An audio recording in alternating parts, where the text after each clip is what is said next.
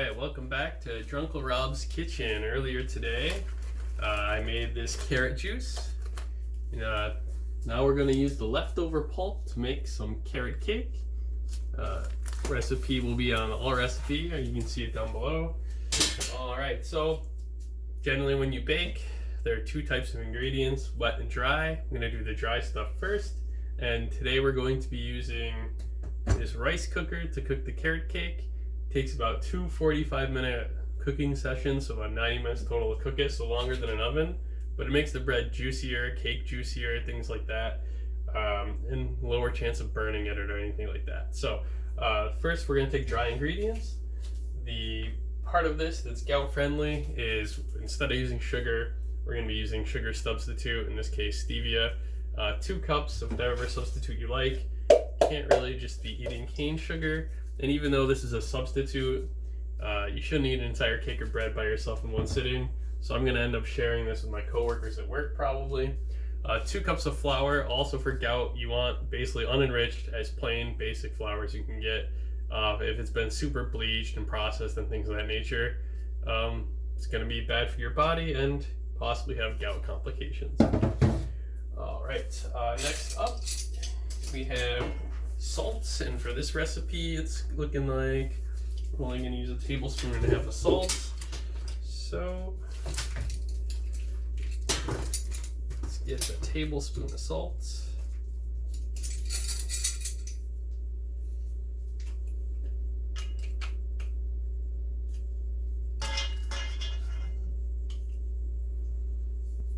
Alright, cinnamon, 2 tablespoons of cinnamon. This in here.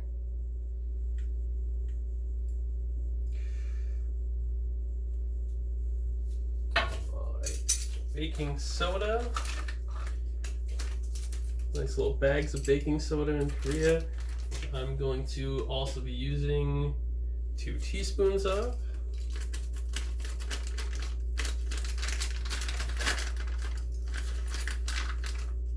One, 2.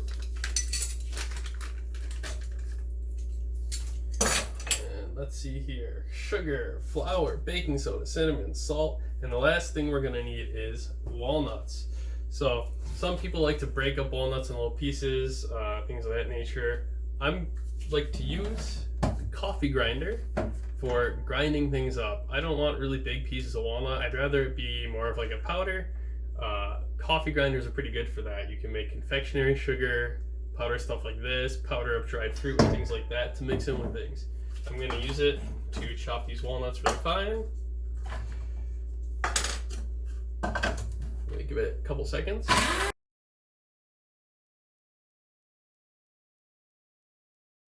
You can also use coffee grinder, like I said, to make confectionery sugar, things like that out of regular sugar. So there we go. So that's all the dry ingredients. So I'm just going to mix those up together. And then after this is mixed, I can set it aside and mix the wet ingredients, which will take a little more elbow grease, because of things like butter and eggs. Get this nice and mixed. You always want to mix your dry and wet ingredients separate, and then combine them together or join them after you've got it ready. Okay, so there we go. I've got all the dry stuff. Now for the wet stuff.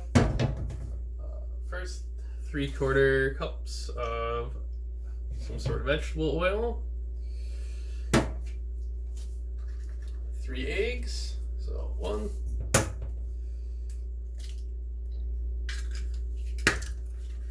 2, 3. I'm going to beat these eggs up a little bit before I add the other wet ingredients with oil. Alright, then after that, butter. Take about half a cup of butter. In Korea, these boxes come with 3 sticks that are about the right amount of butter, so I just 1 stick. And it goes. Mash that up a little bit.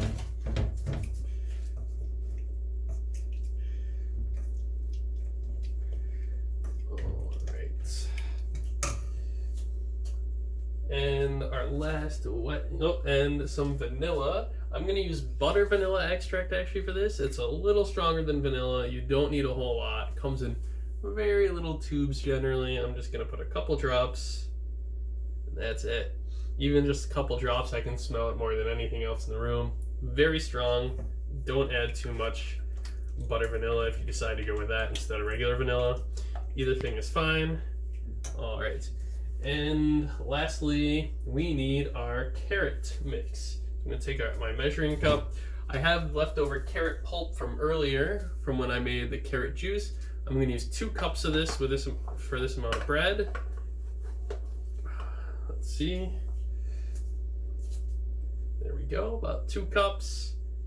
A little empty space in the bottom there, and dump it in. I don't mind using a little extra because I want the flavor to be really strong. And even though they say baking is more of an exact science, it's all right to add a little more of things like banana and carrot or fruit and vegetable stuff that the bread is flavored after. It's not really going to mess with the bread consistency or the cake consistency that much. And just mix it up.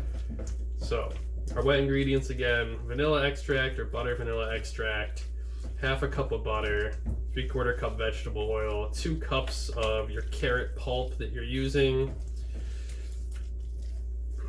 Mixing it up. And you want to mix again your wet and dry ingredients separately from one another. And then you'll join them and mix them together after you've got them all ready. Oh, and 3 eggs. Don't forget the eggs. If you can get farmer market eggs or fresh eggs, it's going to be a lot healthier for you. Generally eggs with nice dark orange red yolks. There we go. So I take my dry ingredients, put them on the counter here, scoop this stuff in. There we go. Do some mixing. So now I've got the wet and dry ingredients together. I'm gonna mix it up.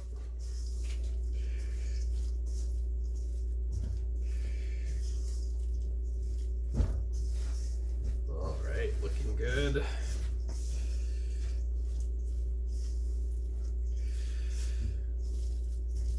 Don't worry if it takes a while to mix it. I mean, even though I let the butter get warm in the sun and melt a bit, butter can be a bit resistant. And I'd rather do extra hard work than put it in a microwave or something like that and make it too runny. All right, there we go.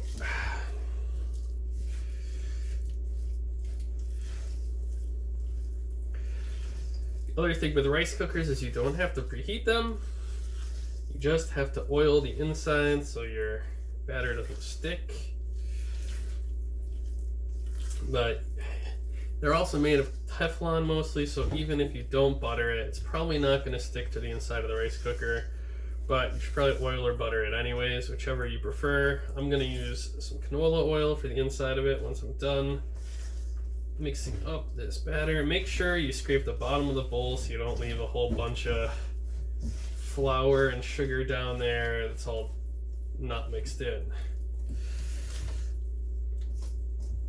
Some people like to put raisins in their carrot cake. I'm passing up this time. If you like raisins, you can put them in, dried raisins, and you can mix them in there if you like. Probably maybe 1 cup, just like 1 cup of walnuts. So there we go. We got this batter mixed up. Pop open my rice cooker. I'm going to use the canola oil, like I said, to butter it up. Use my leftover butter sheet, get in there, spread it around. It's ready to go. All right, scoop your batter in. Be a little tricky, rice cooker. But there we go. Scoop it in.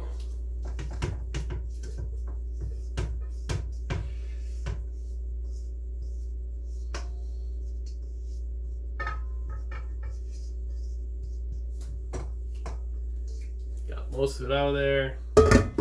Spread it around a little bit, help it settle on the bottom. You want it to be flat, just like you would do a cake pan.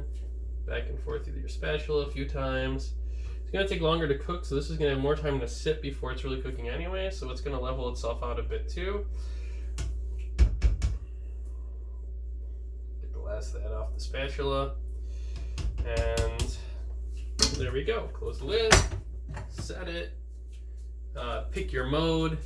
Different rice cookers have different modes, so I'm not going to show you how that one works, but most rice cookers have a 45-minute cooking mode. That's what you want to hit and let it bake. I'll be back with you in a few minutes to show you the frosting I'm going to make after I reset my camera space a little bit. And then after this is done cooking in about 90 minutes, we'll take a short clip of what it looks like and frost it. All right? Thanks for coming out of Drunken Rob's Kitchen. I'll see you in about 10 seconds.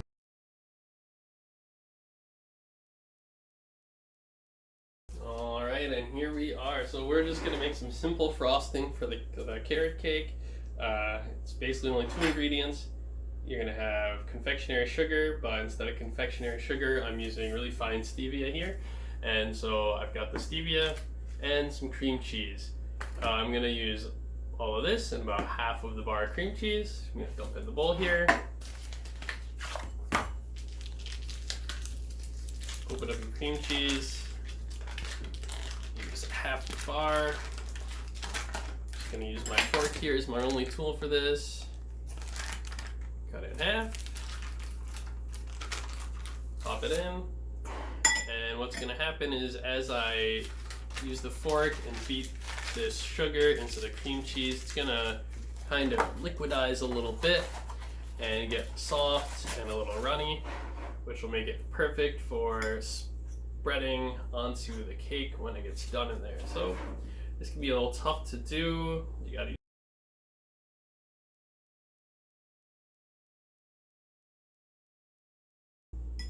Alright, so I'm gonna keep at this for a while and then I'm gonna have a spread, and you'll see later I'm gonna spread this onto carrot cake when it's finished. Sweet cream cheese flavor. It was very well with the carrot cake. It's gonna be good. Alright, see you in a few.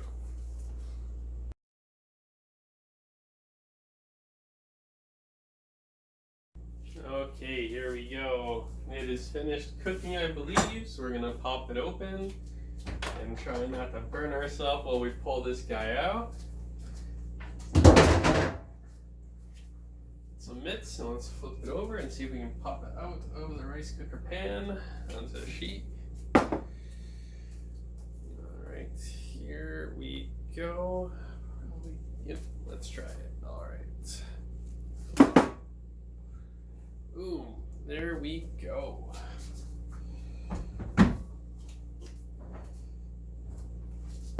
Here we go. The rice cooker gives it this nice round shape, which is nice. You do multiple of these if you want multiple layers. Let this cool a little bit, and then we're going to frost it. All right, so let's let it cool off.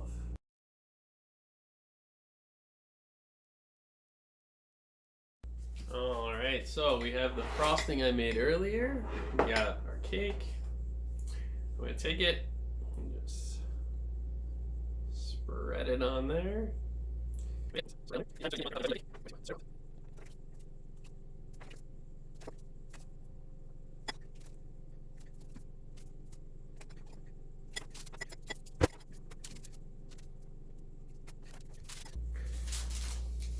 All right, it's not the prettiest frosting job, but there we go. You can use as thicker thing as you want. Next time, maybe I'd make a little bit more, but let's take a cut into it and see what we got.